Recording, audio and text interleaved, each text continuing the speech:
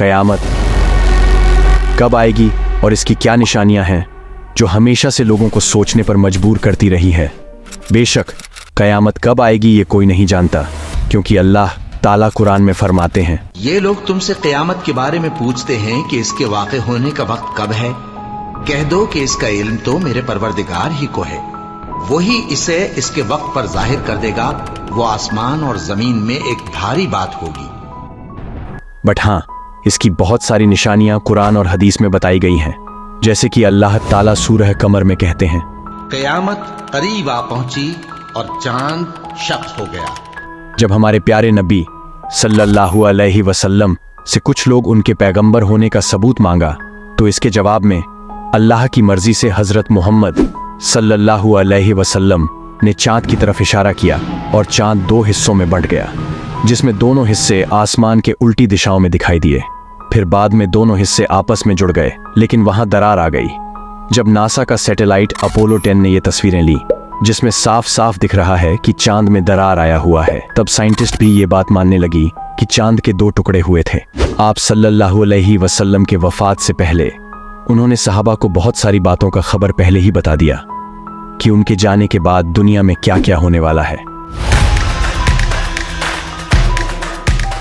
एक दिन जब कई सारे सहाबा कराम मस्जिद नबवी में आप सल्लल्लाहु अलैहि वसल्लम के साथ बैठे हुए थे, तो अचानक एक खूबसूरत आदमी मस्जिद में दाखिल हुए। उस दिन से पहले उसे मदीना में किसी ने नहीं देखा था, मतलब वो मदीना के रहने वाले नहीं थे। उनके कपड़ों और बालों से बिल्कुल ऐसा नहीं लग रहा था कि वो कहीं दूर से ट्रेवल करके आए हैं। मस्जिद में बैठे हुए सारे सहाबा इस शख्स को गौर से देख रहे थे। वो आदमी सीधा मस्जिद नबवी के अंदर आया और आके सीधा रसूलुल्लाह सल्लल्लाहु अलैहि वसल्लम के सामने बैठ गया और कहा, ऐ मोहम्मद,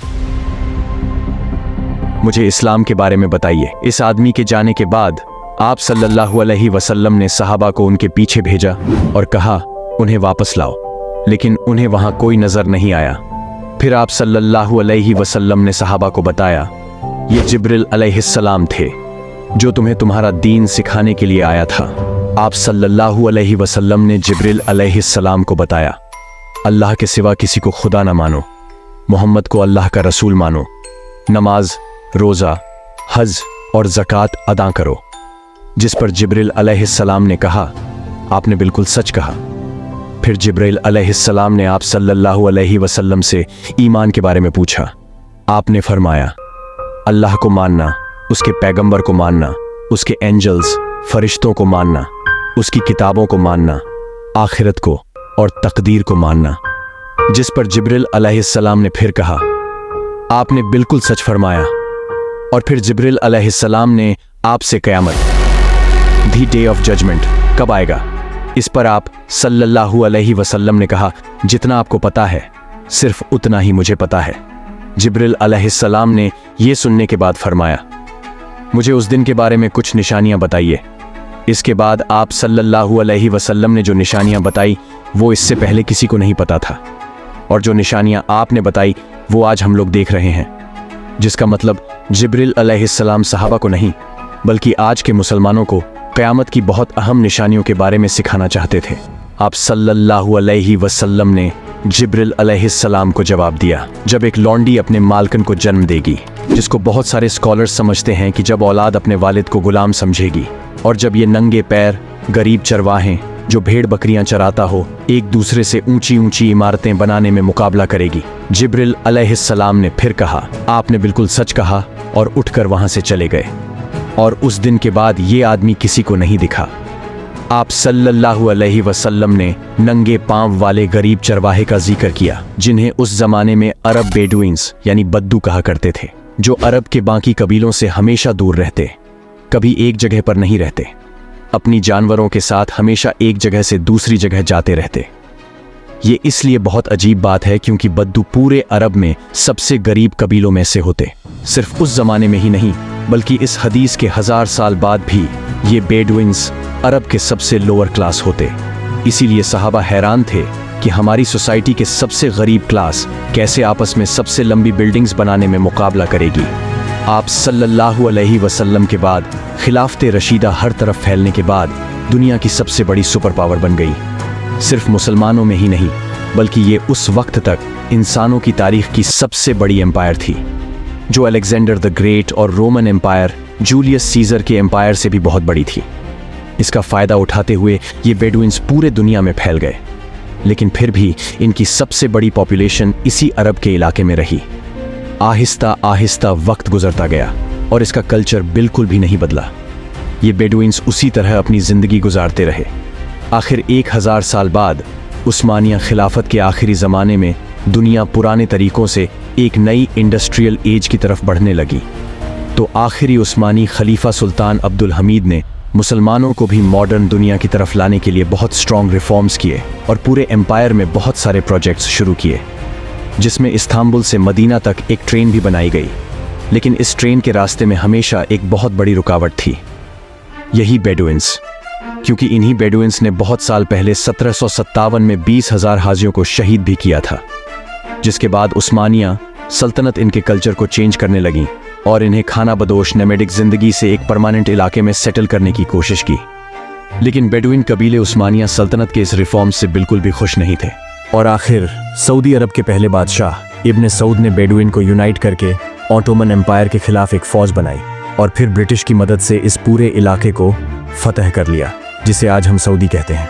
और कुछ सालों बाद इस इलाके से तेल कवर होने के बाद यही बेडुइन्स, जिनकी इससे पहले कोई औकात नहीं थी, अब दुनिया के सबसे रिच लोगों में से बने और इनमें से बहुत सारे मिलियनेयर और बिलियनेयर्स भी सामने आए।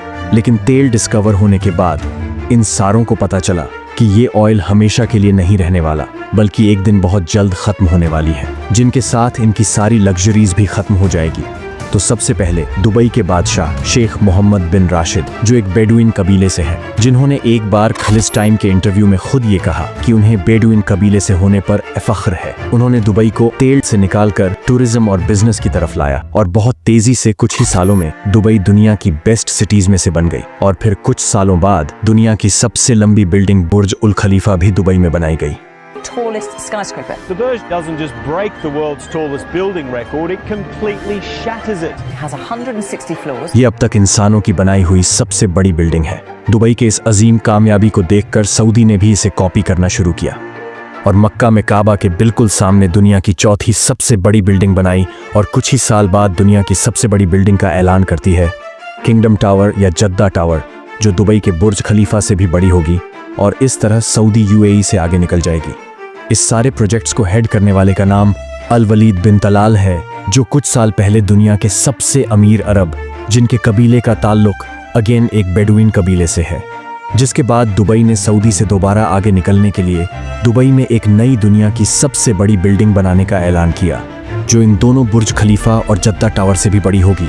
और आजकल कुछ अरसे बाद बहुत तेजी से अरब में ऐसी लंबी बिल्डिंग्स के प्रोजेक्ट्स का ऐलान हो रहा है। इवन अरब कंट्रीज एक दूसरे को ये तक बता रही है कि उनके अगले प्रोजेक्ट का हाइट क्या होगी, क्योंकि फिर बाकी अरब कंट्रीज उनसे आगे निकलने के लिए उससे भी बड़ा बिल्डिंग का ऐलान कर दें। और इस तरह लंबी बिल्डिंग्स बनाने का एक बहुत सख्त कंपटीशन इन सारे अरब ममालिक में स्टार्ट हो चुका है, जिनमें ऑलमोस्ट इन सारे प्रोजेक्ट्स के पीछे ऐसे लोग हैं जिनका कोई ना कोई ताल्लुक उन्हीं बेडुइन कबीले से है। और आज जो कुछ भी हो रहा है, इस सब का रसूलुल्लाह सल्लल्लाहु अलैहि वसल्लम ने आज से 1400 साल पहले ही जिब्रील अलैहिस्सलाम और सहाबा को बता दिया था कि एक दिन ये बेडुइन्स, जो आज नंगे पैर और बहुत गरीब चरवाहे हैं, वो एक दूसरे से लंबी बिल्डिंग्स बनाने का मुकाबला करेगी। और ये क़यामत की इतनी अहम निशानी है कि जिब्रील अलैहिस्सलाम खुद मुसलमानों को ये सिखाने आए थे। और आज आप सल्लल्लाहु अलैहि वसल्लम की बताई हुई इस निशानी को हम अपने आंखों के सामने पूरा होते देख रहे हैं। इसके अलावा क़यामत की और भी बहुत सारी निशानियां हैं जो आप सल्लल्लाहु अलैहि वसल्लम ने बताई हैं, जिसके बारे में हम नेक्स्ट वीडियो में बात करेंगे।